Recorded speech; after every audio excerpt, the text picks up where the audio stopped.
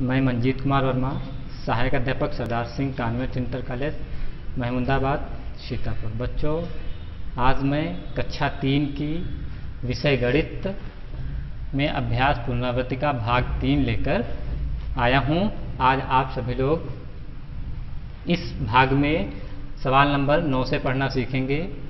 तो देखिए, सवाल नंबर 9 क्या है। निम्नलिखित संख्याओं में से सबसे बड़ी संख्या पर सही का चिन्ह लगाइए। यानी यहाँ पे नीचे कुछ संख्याएं लिखी हुई हैं, इन संख्याओं में से सबसे बड़ी संख्या पर आपको सही का चिन्ह लगा देना है। तो सबसे पहले इन सारी संख्याओं की हम तुलना करेंगे। तुलना करने के बाद जो संख्या बड़ी आएगी उसके ऊपर हम सही का चिन्ह लगा देंगे। तो देखिए, पहली संख्या क्या है, 8416।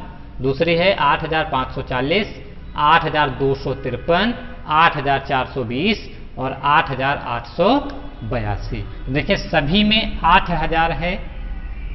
हजार का स्थान जो अंक है वो समान है, यानी सभी में 8000 है। तो हम सैकड़े की तुलना करेंगे, तो सैकड़ा जिसमें ज़्यादा होगा उस संख्या को हम, यानी जिस संख्या का सैकड़े का अंक ज़्यादा होगा वो संख्या बड़ी होगी। तो यहाँ पे 4 सैकड़ा है, यहाँ पर 5 सैकड़ा है, यहाँ 2 सैकड़ा है, यहाँ 4 सैकड़ा है, यहाँ 8 सैकड़ा है। तो इन सारी संख्याओं में इसमें सैकड़ा ज़्यादा है, यानी 8 सैकड़ा आया है, यानी 800 हो जाएगा।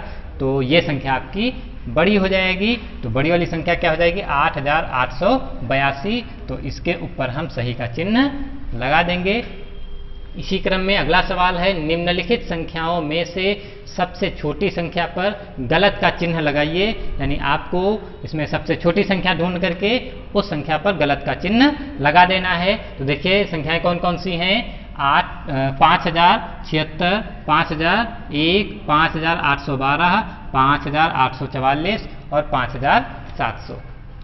तो यहाँ पर 5076 है, ये 5001 हो गया, 5812 हो गया, यानी बड़ी हो गई। यहाँ 5844 ये भी और बड़ी, और ये 5700 ये भी बड़ी है। तो सबसे छोटी संख्या कौन सी हो जाएगी, 5001, क्योंकि इसमें 5000 से केवल एक ज़्यादा है। तो यहाँ पे ये 5001 सबसे छोटी होगी, और ये शेष जो 4 संख्याएं बचेंगी वो इस संख्या से बड़ी हो जाएंगी। तो इस संख्या के ऊपर यहाँ पर हम गलत का चिन्ह लगा देंगे।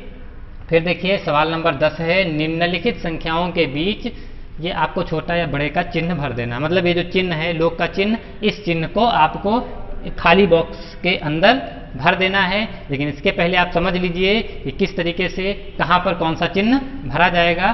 तो देखिए, इस चिन्ह का मुंह उस संख्या की तरफ रहता है जो संख्या बड़ी होती है, और इसकी पीठ छोटी संख्या की तरफ रहेगी। एक उदाहरण हम आपको दे रहे हैं, देखिए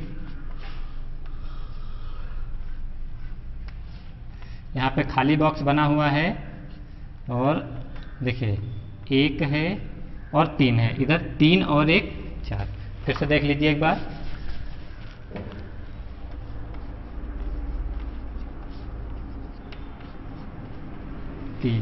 तो देखिए यहाँ पर 1 है और यहाँ 3 है। अभी हमने बताया कि जो संख्या बड़ी होगी उसकी तरफ इसका मुंह रहेगा। तो इसमें बड़ा कौन सा है, 3 बड़ा है, तो 3 की तरफ रहेगा। फिर देखिए नीचे क्या है, अंकों के स्थान बदल दिए गए, 3 इस तरफ आ गया और 1 उस तरफ चला गया।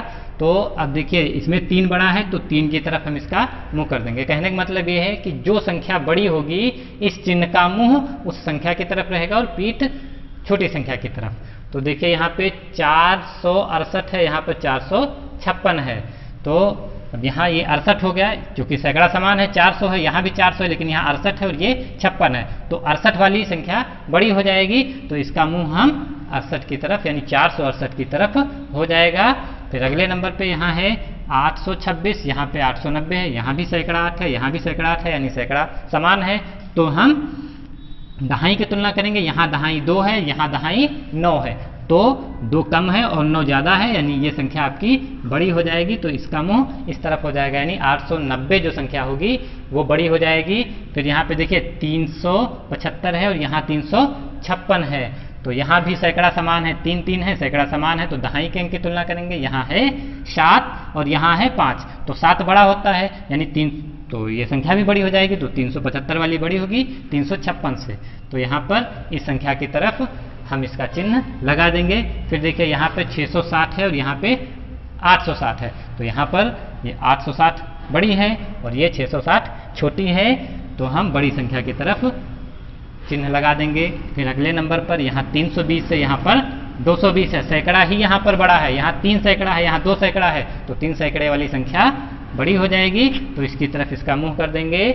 फिर देखिए अगले नंबर पर यहाँ 3 सैकड़ा है, यहाँ 4 सैकड़ा यानी 400 है, यहाँ 300 है, तो 400 ज़्यादा होता है, तो हम 400 की तरफ इसका चिन्ह लगा देंगे।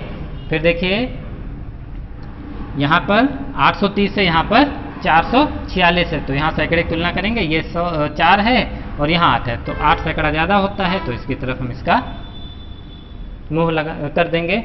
फिर देखिए अगला है यहाँ 700 है, यहाँ 688 है, तो यहाँ 6 सैकड़ा है, यहाँ 7 सैकड़ा है, तो 7 सैकड़ा ज़्यादा होता है, तो 7 की तरफ हम इसका मुंह कर देंगे। तो इस तरीके से हम ये सारे बॉक्स भर देंगे। तो एक बार फिर से समझ लीजिए कैसे चिन्ह लगाए जाते हैं। इस चिन्ह का मुंह उस संख्या की तरफ रहेगा जिसका मान ज़्यादा होगा, यानी जो संख्या बड़ी होगी इसका मुंह उसकी तरफ हम कर देंगे।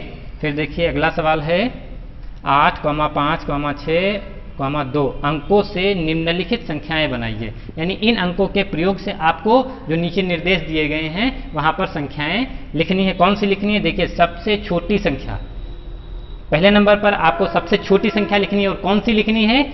इन अंकों से बनने वाली, यानी 8, 5, 6, 2 ये 4 अंक दिए गए, इन्हीं 4 अंकों का ही प्रयोग करके हमें सबसे छोटी संख्या लिखनी है। तो सबसे पहले समझ लीजिए कैसे लिखी जाएगी छोटी संख्या।